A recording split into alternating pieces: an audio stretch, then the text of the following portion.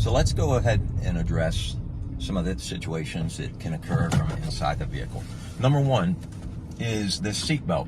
I like to get rid of the seatbelt as I'm pulling into a parking lot, getting ready to turn into my own driveway. Go ahead and get the seatbelt off and out of the way so you're not encumbered by it in the event that something happens to you. And when it happens immediately. So go ahead and pre-planning, the tactic is get out of the seatbelt first. So I'm pulling in and I'm getting out of the seatbelt. The second thing that comes up is if I can drive out of a threat, I will drive out of the threat by going around it or backing up. If I'm blocked in and I cannot get out of the situation that I'm in and I'm reduced to going to that final tool, which is my firearm. If you're carrying concealed and you've never practiced this, make sure your weapon's unloaded and you need to go through this scenario. Because most people will carry a gun around, they'll put it in their glove box, the center console, they'll have it in their weapon, or in their weapon in their holster, but have never gone through the sequence of drawing their weapon while in a vehicle.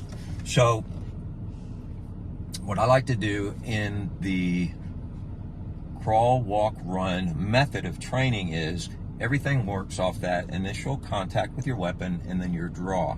So whether I'm drawing from the console, drawing from the glove box, or from my holster, my initial grip and then draw comes up high. And the reason why I do that is so that I can go back to this compression and punch in one motion, and that keeps me from drawing the muzzle of my weapon across my legs, which is extremely dangerous, or the muzzle, pointing the muzzle mistakenly at a passenger, because I may be carrying and I'm the passenger and I have to go to that weapon and my driver is not a carrier. So I have to be careful in making the draw where that muzzle is. So I draw my weapon high, and whether I'm punching directly out on the threat or I'm moving across to address a threat that may come to my driver's side window, the first thing is going to be that draw. Second of all, in making contact, as I go to place my support hand on the weapon, there was an individual that I was training, and one of the mistakes he continuously made is after he'd make that draw, he would sweep the muzzle of his barrel across his lower extremities. Then, as he was punching out to address a threat outside the window, he put his hand in front of the muzzle as he was trying to make contact for that strong support hand grip.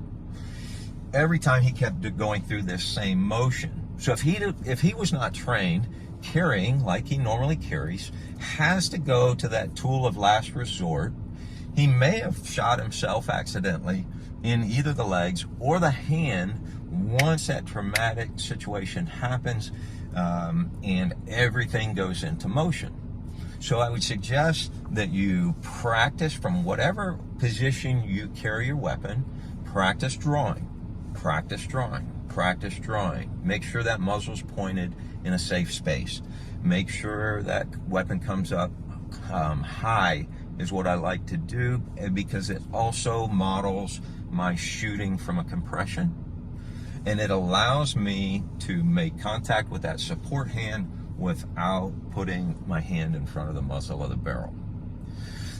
This is some training that we do quite a bit at Real World Training, and if you are looking for more information or looking to train, look us up on Facebook at Real World Training, and there'll be more videos to come.